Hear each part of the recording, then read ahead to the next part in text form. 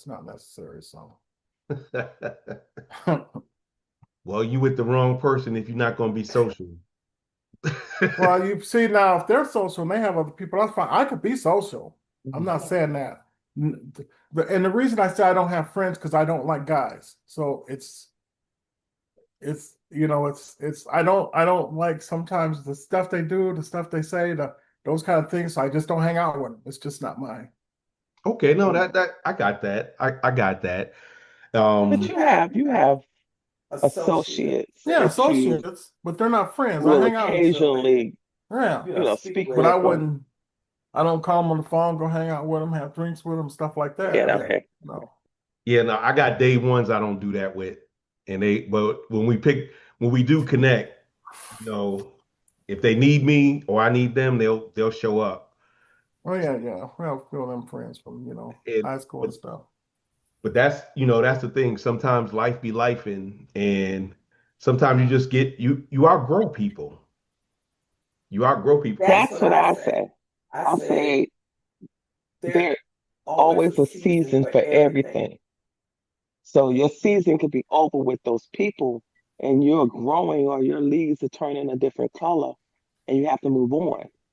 Yes. And I always say people in your life for either a season or a reason.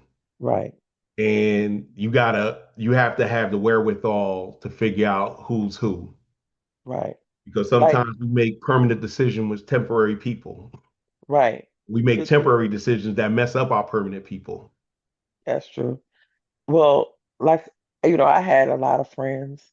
I've always had friends, what I considered my friends, and I hung out with them through that season. But when we started outgrowing each other and wind up with different interests, we spread apart. That season was over. You know what I mean? But there was times there where I just had to cut the season short with certain people. See, I ain't got to never worry about that or that. But outside of that, now I want to say something about being lonely. Well, you kind of cracked a little bit about, you know, you have to worry about with me type situation. But there was a time where I was lonely when I moved here to Florida. Even though I had my son here, he still had his life that he was doing and stuff like that. And I didn't know anybody here where I was going back and forth to South Carolina, seemed like every 2 weeks. So that was a 5 hour drive there, 5 hour drive back every 2 weeks, to the point where I said I couldn't do it anymore. And then COVID hit.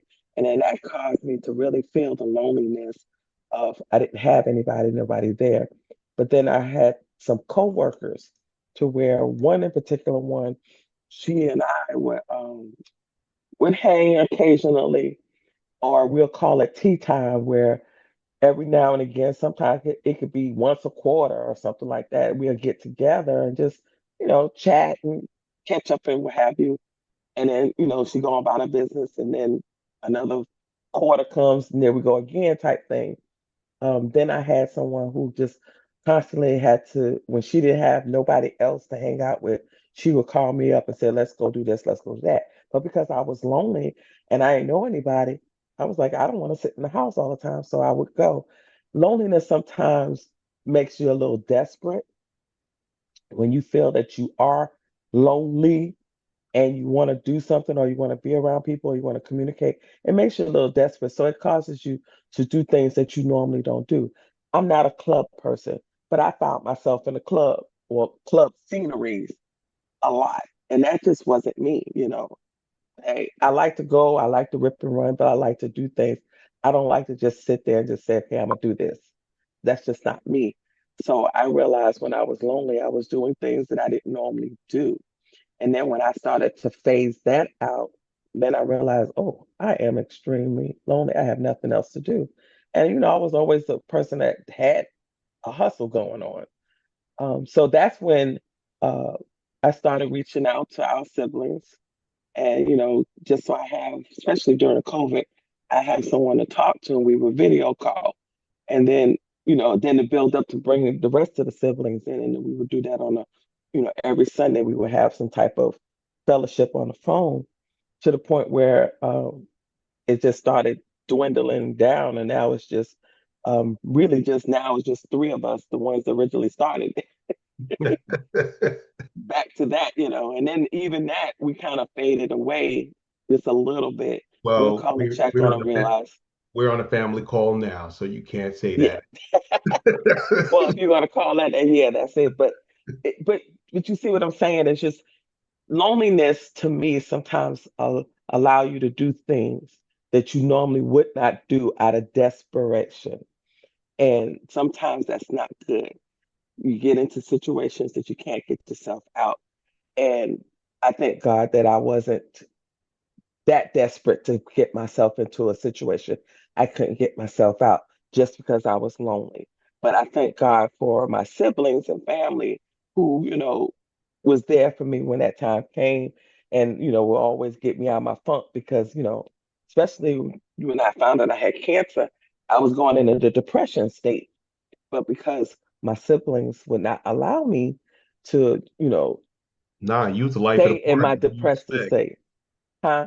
Use the life of the party. What do you expect us to? Nah, you had to maintain your role. Yeah. So, it was hard. So loneliness can cause depression. Loneliness can cause you to do things out of desperation. And then loneliness can just cause you to become extra lonely, to the point where you are truly depressed and don't want to see anybody, and it becomes the norm. Yeah, no, I got you. I got you on that. And that's loneliness doesn't lead to depression, but they do kind of work hand in hand. Right. Because you start convincing yourself that nobody wants to see me because ain't nobody called me, but Right. your hands ain't broken. Your fingers work just as well. And I always say that the phone and the communication works two ways. You got to give up and take. You can't just keep thinking that somebody's going to keep giving you and you keep taking, but you're not giving back. And some people just feel that, okay, they already know I ain't got nobody, so why they not calling me? Well, you need to Right. call them. But that we some people call that being an emotional tampon. Right. You're there to listen to theirs. As soon as you say something, they got, oh, I left my water on the refrigerator. I gotta go get it. Making up excuses. I gotta do a thing with some people at a place and Now, there's some people who need to just be lonely, just to stay by themselves by sometimes. themselves. Yes, yes, Yeah, they need to stay by themselves. yes. Now, my daughter to me, was a social butterfly. To me, she was the life of the party. But as she got older, I would consider shrinking to where she communicates with you. She talks with you, but she really don't mess with you. She just want to go home and just be in her room. I've never seen a teenager now, a young adult, never have a TV in their room ever. Mm, So she's good. Well, Dad said he didn't, but it's just that it's a good thing that she can be lonely without being lonely. You right, know, right. and it's a huge difference. She's content that she's in her room by herself chilling. But when she comes out, she communicates, she socializes, but then she goes right back into her room or she goes back into her own her. And I kind of love that about her because she doesn't have to be around people, but she knows how to blend in and be amongst people as well. Okay, okay. Apple, you've been pretty quiet. I ain't forget about you. I'm always quiet, but I'm sort of like our niece. I don't get lonely often. I have a social um meter, and if I'm around too many people or even just one person for too long, I need to distance myself. So I don't consider it lonely. I like to be alone, but I can also be social when need be. Like Right. if one of my siblings need me, I'm there. But if I'm by myself, I could be by myself for days and just be just fine. I remember one of our cousins asked me, I was in my 20s and, I had two kids and my birthday was coming. So she said, well, what are you doing for your birthday? What do you want to do for your birthday? I said,